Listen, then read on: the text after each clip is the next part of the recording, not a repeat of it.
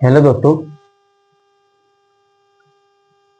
Hello दोस्तों, welcome to your YouTube channel Aman education MP.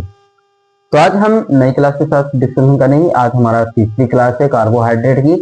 तो हमने पिछली क्लास में सबसे फर्स्ट क्लास में हमने क्या देखा था, कार्बोहाइड्रेट के इंट्रोडक्शन, डिफिनेशन एंड फंक्शन के बारे में। सेकेंड क्लास में हमने क्लासिफिकेशन के बारे में देखा था। अब हम देखेंगे डाइजेशन के बारे में एंड ग्लूकोज के ग्लूकोज की रिएक्शन के बारे में, ग्लूकोज एंड फ्रक्टोज मोनोसेकेराइड की रिएक्शन के बारे में। तो चलिए, सबसे पहले हम क्या बात करते हैं। सबसे पहले हम यहाँ पे देखते हैं क्लासिफिकेशन ही पहले से हम डिवीजन एक बार दोहरा देते हैं। Classification CLA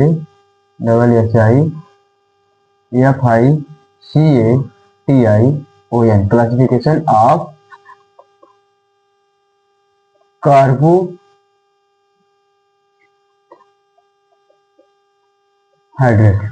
classification of carbohydrate, carbohydrate के क्लासिफिकेशन को हम देख लेते हैं।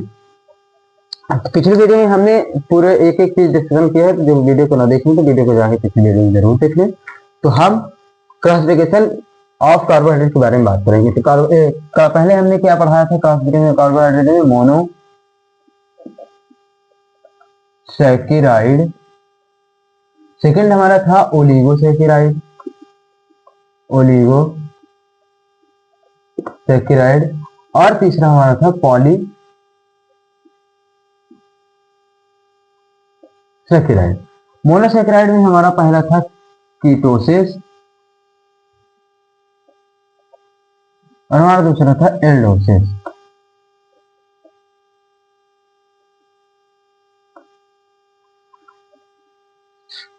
ठीक है, ऐसे इसको पहले पहले हम एल्डोसिस करेंगे फिर कीटोसिस करेंगे। समझ, एल्डोसिस एंड दूसरा हमारा था कीटोसिस, ऐसे करेंगे। ठीक है, ओलिगोसैकेराइड में हमने देखा था डाई सैकेराइड एंड दूसरा देखा था ट्राइसैकेराइड। फिर हमने देखा था पॉलीसैकेराइड में होमो सैकेराइड एंड दूसरा देखा था हेट्रोसैकेराइड। हमने एल्डोस में बता दिया था, केटोन में बताया डाइसैकेराइड एंड ट्राइसैकेराइड। इन चारों की बातें हो गई थी। अब हमारी आज की क्लास रहेगी पॉलीसैकेराइड में हेट्रो होमो एंड हेट्रोसैकेराइड के बारे में। तो हमने पिछली क्लास में इन सब के बारे में बात के लिए आज हमारी क्लास रहेगी होमो एंड हेट्रोसैकेराइड के बारे में और aldose and ketone and aldose, इन दोनों के बारे में बात चर्चाएं चलेंगी। इसमें से इसका एग्जांपल क्या होता है, एल्डोज का ग्लूकोज एंड कीटोज का फ्रैक्टोज। तो ग्लूकोज एंड फ्रैक्टोज के बारे में बात चलेगी। तो सबसे पहले हम पॉलीसैकेराइड के होमोसैकेराइड एंड हेट्रोसैकेराइड के बारे में जान लेते हैं। इसके बाद एक क्लास और है, एक इसके बाद दूसरा चैप्टर और है डाइजेशन ऑफ कार्बोहाइड्रेट। तो हम सबसे पहले जान लेते हैं इसके बारे में होमोसैकेराइड एंड हेट्रोसैकेराइड में। तो ये हम थोड़ा सा मिटा रहे हैं, तो ये देख लीजिए आप लोग। फिर हम बात करेंगे मोनोसैकेराइड में अलग से फिर से ग्लूकोज एंड फ्रक्टोज के बारे में। चलिए इसको हटा देते हैं।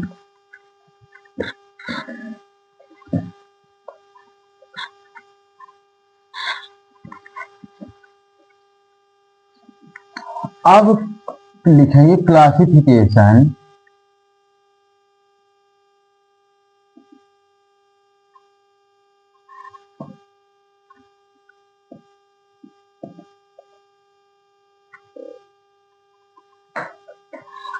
अरे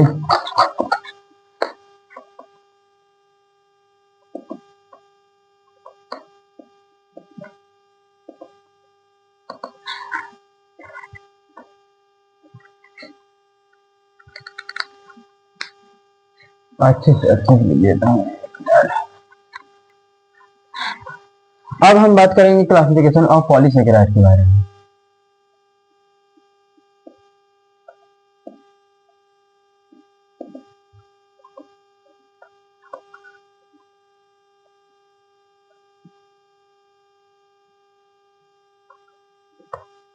इसे ग्लाइकॉन्स भी कहा जाता है, पॉलीसेकेराइड को ग्लाइकॉन्स भी कहते हैं। तो इसमें कुछ दो है, होमोसेकेराइड एंड हेटेरोसेकेराइड।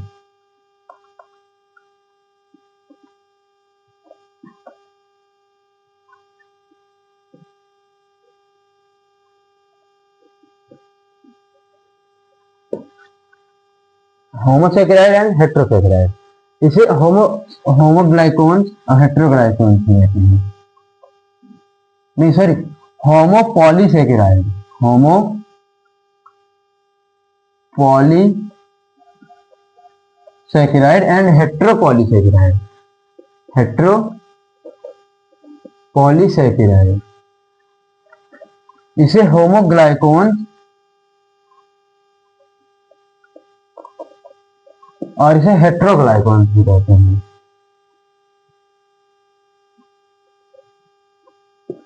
होमोग्लाइकॉन्स में क्या क्या होता है? होमोग्लाइकॉन्स में सबसे पहले होता है स्टार्च, फिर होता है सेलुलोज, फिर होता है ग्लूकोज, फिर होता है dextrin, dextran, insulin and chitin, ये चीजें होती हैं। तो सबसे पहले एक नंबर में क्या होगा, एक मिनट इस क्लास ले लेता हूं। एक नंबर में होगा स्टार्च, फिर होगा सेल्यूलोज, फिर होगा ग्लूकोज, फिर होगा डेक्स्ट्रिन,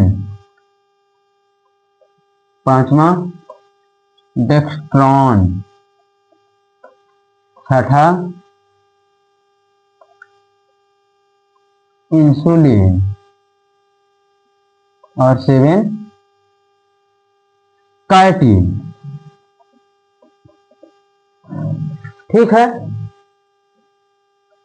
और हेट्रो में पहला होगा agar, आग्रोस,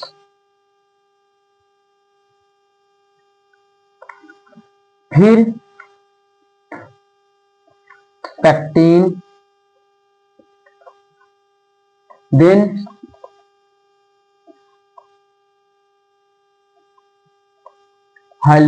hyaluronic acid, then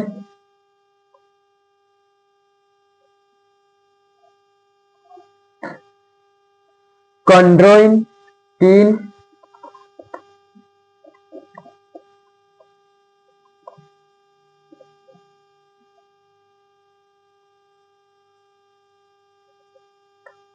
sulphate,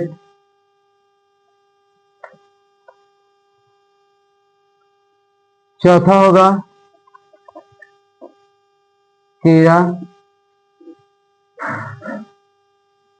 10 sulphate, चौथा होगा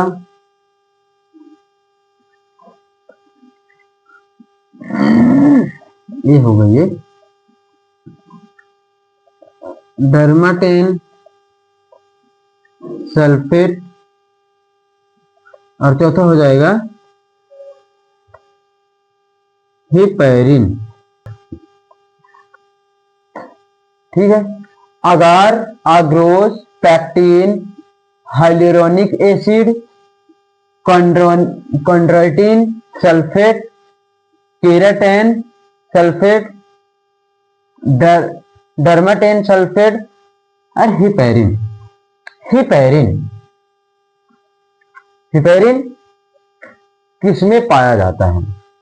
हिपैरिन एक एंटीकोगुलेंट ट्यूब होती है जिसमें हिपैरिन होता है, जो हम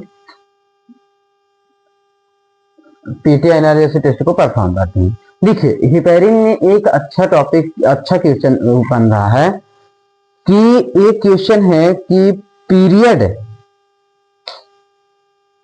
रजोधर्म पीरियड का ब्लड क्लोट क्यों नहीं होता है?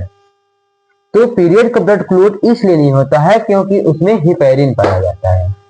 ठीक है, आप लोग इसको लिख लीजिए एक बार, ये याद करने वाली चीजें हैं, तो आप लोग एक बार याद भी कर लीजिएगा। ये अक्सर ग्रुप 5 के एग्जाम में पूछे गए सवाल हैं और पूछे जाते भी हैं, तो ये एक बार आप लोग देख के और अच्छे से लिख लीजिएगा और समझ लीजिएगा। देखिए पहले हमने क्या लिखा, क्लासिफिकेशन ऑफ पॉलीसेकेराइड। सेकेराइड में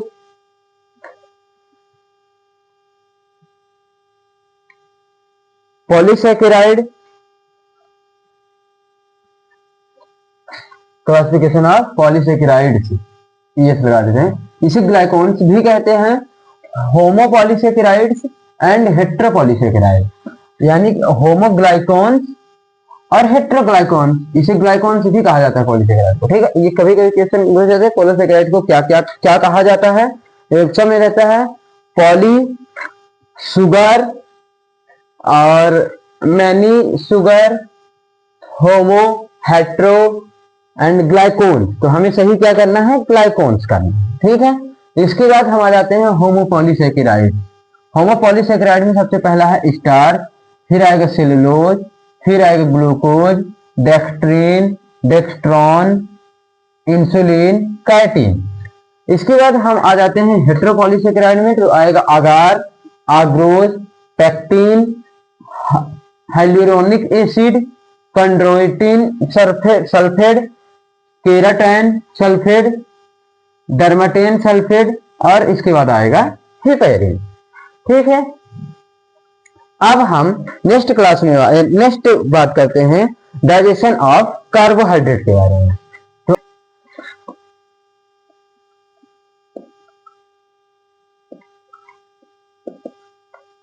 डाइजेशन ऑफ कार्बोहाइड्रेट, अब हम डाइजेशन ऑफ कार्बोहाइड्रेट की बात करेंगे।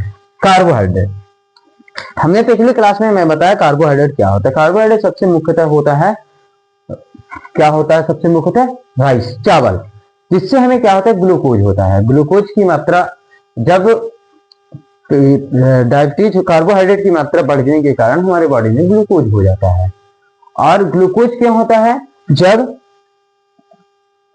पेनक्रियाज इंसुलिन नामक एंजाइम को बनाना कम कर देता है तब हमारे बॉडी में ग्लूकोज हो जाता है। क्योंकि हमारे बॉडी में ग्लूकोज की मात्रा अधिक हो जाती है, हम जो डाइट लेते हैं उसकी ग्लूकोज की मात्रा अधिक हो जाती है, इस कारण से हमारे बॉडी में ग्लूकोज हो जाता है। तो डाइजेशन ऑफ कार्बोहाइड्रेट, तो सबसे पहला है डाइजेशन ऑफ कार्बोहाइड्रेट में, कार्बोहाइड्रेट का डाइजेशन माउथ से शुरू होता है। पहली लाइन लिखिएगा, कार्बोहाइड्रेट का डाइजेशन माउथ से शुरू होता है। सेकेंड लाइन क्या है, माउथ में सलाइवरी ग्लैंड होती है। पहला क्या है, कार्बोहाइड्रेट डाइजेशन माउथ से शुरू होता है। माउथ में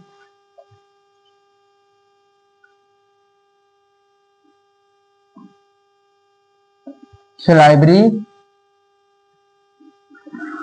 ग्लैंड होती है।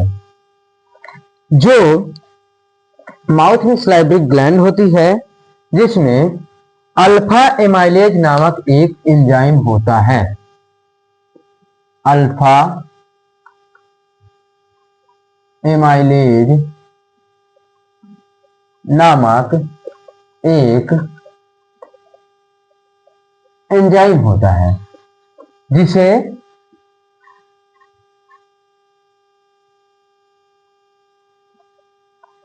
टाइलिन, जिसे टाइलिन कहा जाता है। यह जो एंजाइम होता है, यह एंजाइम सलाइवरी ग्लैंड अल्फा नामक एंजाइम पाया जाता है। यह एंजाइम स्टार्च को ट्रेसरीन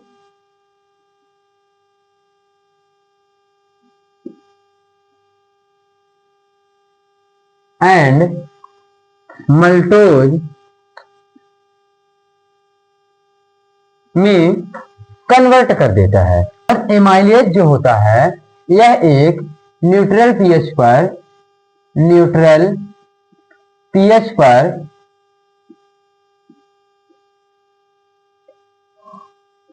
फंक्शन करता है। ठीक, इसके बाद जब हमारा फूड स्टमक में पहुंच जाता है, अगली लाइन क्या लिखेंगे, जब हमारा फूड स्टमक में पहुंच जाता है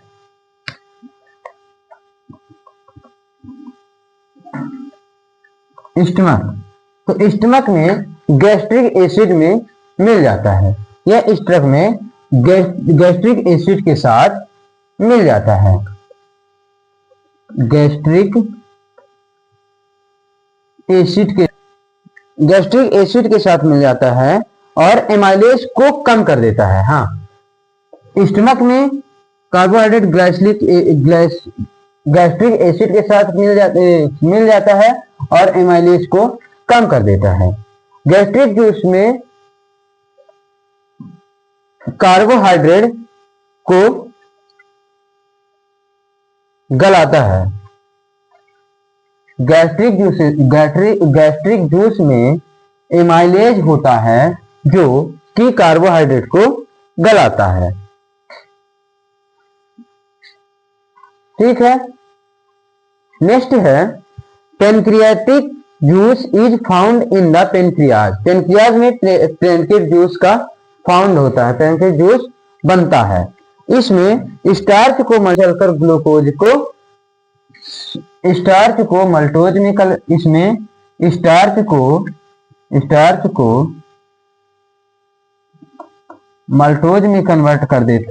को मल्टोज में कन्वर्ट कर देता है और आगे चलकर यह ग्लूकोज का रूप ले लेता है, और आगे चलकर यह ग्लूकोज का रूप ले लेता है। फ्रक्टोज एंड ग्लैक्टोज होता है। कार्बोहाइड्रेट का and product glucose, fructose and galactose होता है। ठीक है, ठीक है, यहां तक दिख रहा है। सुनिए, अब मैं एक बार फिर से समझा देता हूं। चलिए, अब अच्छे समझिएगा, एक एक चीजें समझाता हूं। Digestion of carbohydrate. कार्बोहाइड्रेट का डाइजेशन कहां से स्टार्ट होता है? माउथ से शुरू होता है। एक लाइन होगी। दूसरी लाइन में हम लिखेंगे माउथ में सलाइवरी ग्लैंड होती है जिसमें अल्फा एमाइलेज नामक एक एंजाइम होता है जिसे टैलिन कहा जाता है। ठीक है, तीसरे लिखेंगे यह एंजाइम स्टार्च को ट्रेसरीन एंड मल्टोज में कन्वर्ट कर देता है। चौथी लाइन लिखेंगे एमाइलेज न्यूट्रल पीएच पर निर्भर करता है। फिर देन लिखेंगे स्टार्च स्टमक में गैस्ट्रिक एसिड होता है जो एमाइलेज को कम कर देता है। स्टार्च में स्टमक में गैस्ट्रिक एसिड होता है जो एमाइलेज को कम कर देता है, और स्टमक में गैस्ट्रिक जूस होता है जो कार्बोहाइड्रेट को गलाता है। ठीक है, ये कौन सी पांचवी लाइन? हाँ, इसके बाद कहा जाता है स्टमक में जाता है जब फूड, तो यहाँ स्टमक में गैस्ट्रिक एसिड के साथ एमाइलेज होता है। ये लाइन हो गई clear. Then pancreatic juice is found of the pancreas. सातवीं लाइन लिखेंगे pancreatic juice is found of pancreas. फिर सातवीं लाइन में हम कर देंगे स्टार्च को मल्टोज में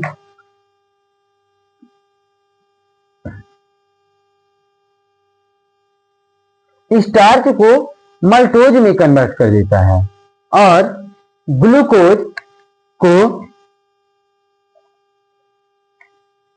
स्टार्च को, देखिए यहां पे सातवीं लाइन, स्टार्च को मल्टोज में कन्वर्ट कर देता है और आगे चलकर ग्लूकोज का रूप ले लेता है। कार्बोहाइड्रेट के एंड में ग्लूकोज, फ्रक्टोज एंड ग्लैक्टोज बनता है। यह आठवां। ठीक है, कार्बोहाइड्रेट के एंड में ग्लूकोज, फ्रक्टोज एंड ग्लैक्टोज बनता है। ग्लूकोज का सूत्र होता है C6 H12O6 एंड फ्रैक्टोज का C6H12O6।